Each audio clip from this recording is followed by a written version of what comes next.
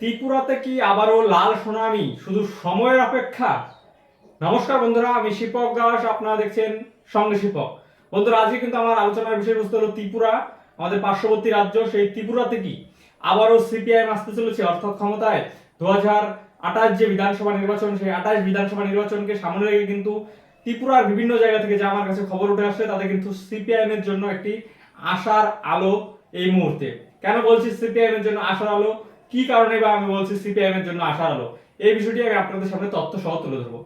বন্ধুরা, যদি আমরা দেখি 2018 সাল, সেই 2018 সালে ত্রিপুরাতে কিন্তু সিপিআইএম কে হটিয়ে অর্থাৎ ক্ষমতাচ্যুত করে বিজেপি কিন্তু সেই রাজ্যের বুকে ক্ষমতায় আসে।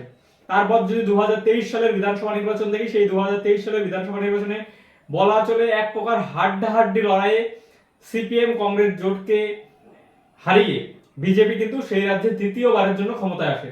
কিন্তু দ্বিতীয়বার ক্ষমতায় আসার পর, অর্থাৎ 2023 সালে ক্ষমতায় আসার পর থেকে যদি আমরা দেখি, একের পর এক জায়গায় বিভিন্ন অঞ্চল থেকে শুরু করে পৌরসভা বিভিন্ন জায়গায় কিন্তু সিপিআইএম এ যোগদানের একটা হিড়িক দেখা যাচ্ছে। বিজেপির দিকে থেকে মানুষ মুখ ঘুরিয়ে সিপিআইএম এ যোগদান করছে। সেই রকমই আজকে একটি খবর নিয়ে এসেছি, তা হলো কৈলাস শহর যে রয়েছে, সেই কৈলাস শহরে কিন্তু মোট 68 জন অর্থাৎ 68 তারা কিন্তু বিজেপির পতাকা ছেড়ে তারা কিন্তু সিপিআইএম এর পতাকা তারা কাঁধে তুলে নিয়েছেন। কি কারণে তুলে নিয়েছেন? তাদের অভিযোগ যে বিজেপি সরকার যে আশা দেখিয়ে এসেছিল মিস কলের মাধ্যমে চাকরি থেকে শুরু করে বেকারদের কর্মসংস্থান থেকে শুরু করে রাজ্যের ডেভেলপমেন্ট, তার কোনোটাই নাকি বিজেপি করছে না, এই অভিযোগ কিন্তু তারা করছে।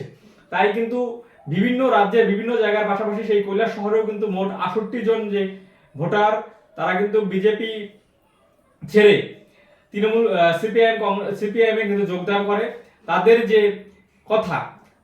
কথা, আগামী যে 28 বিধানসভা নির্বাচন, সেই 28 বিধানসভা নির্বাচনে এই রাজ্যে অর্থাৎ ত্রিপুরাতে নাকি আবারও সিপিআইএম ক্ষমতায় আসতে চলেছে, এই কথা কিন্তু তারা বলছে।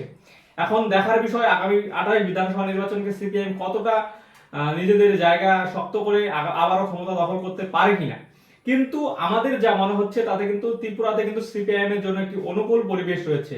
কেননা অনুকূল পরিবেশ এই কারণেই রয়েছে, কারণ 2023 বিধানসভা নির্বাচনে ত্রিপুরার বুকে যদি আমরা লড়াই দেখি, তাহলে কিন্তু দেখতে পারবো ত্রিপুরা মথা যে দলটি রয়েছে, একটি আদিবাসী যে দল প্রদ্যুৎ কিশোর দেব বর্মন, সেই ত্রিপুরা মাথার জন্য কিন্তু বাম কংগ্রেস জোট কিন্তু 2023 সালে ক্ষমতায় আসতে পারেনি।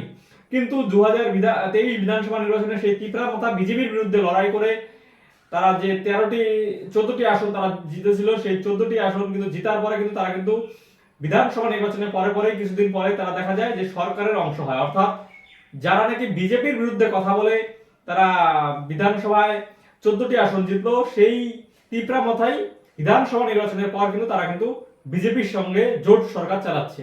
আর এখানেই কিন্তু ত্রিপুরার যে একটি বড় ভোট ব্যাংক, অর্থাৎ আদিবাসীদের যে ভোট ব্যাংক, সেই জায়গায় জনজাতিদের যে ভোট ব্যাংক, সেই ভোট ব্যাংকে কিন্তু ভোট ব্যাংক কিন্তু বামেদের দিকে ফিরে আসার একটি সম্ভাবনা তৈরি হয়েছে। কেন বলছি? কারণ ত্রিপুরা মাথাকে মানুষ বিশ্বাস করে যে ভোট দিয়েছিলেন, সেই বিশ্বাস কিন্তু ত্রিপুরা মাথা মূলত দিন যাচ্ছে ভাঙছে।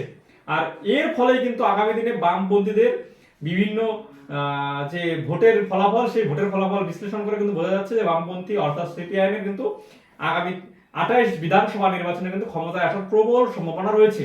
তারই অংশ হিসেবে আমরা দেখতে পাচ্ছি ত্রিপুরার বিভিন্ন জেলা থেকে শুরু করে মহকুমায় অঞ্চলে একের পর এক যোগদান কর্মসূচি কিন্তু দেখা যাচ্ছে।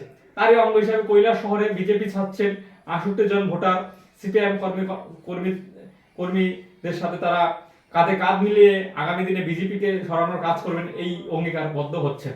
এখন দেখার বিষয়, ত্রিপুরা রাজ্যের মানিক সরকার থেকে শুরু করে আপনার যারা রয়েছে জিতেন্দ্র চৌধুরী, তারা এই সুযোগটাকে কতটা কাজে লাগাতে পারে।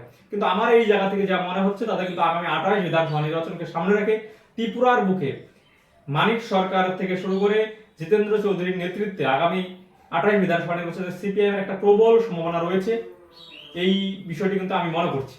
এখন দেখার বিষয় তারা কি করতে পারে, কতটুকু করতে পারে। চেষ্টা করব 2028 বিধানসভা নির্বাচনের সামনে রেখে ত্রিপুরাতে বামপন্থীদের খবর আপনাদের সামনে সমস্ত কিছু তুলে ধরার। তো আপনারাও যারা নতুন রয়েছে তারা অবশ্যই সাবস্ক্রাইব করবেন, আমার পাশে থাকার চেষ্টা করবেন। আমিও আপনাদের চেষ্টা করব ভালো ভালো বামপন্থীদের খবর তুলে ধরার, যা অন্য কোনো মিডিয়া কিংবা অন্য কোনো সংবাদ মাধ্যম যা তুলে ধরবে না, তাই কিন্তু আমি আপনাদের সামনে সম্পূর্ণ তথ্য সহ তুলে ধরবো।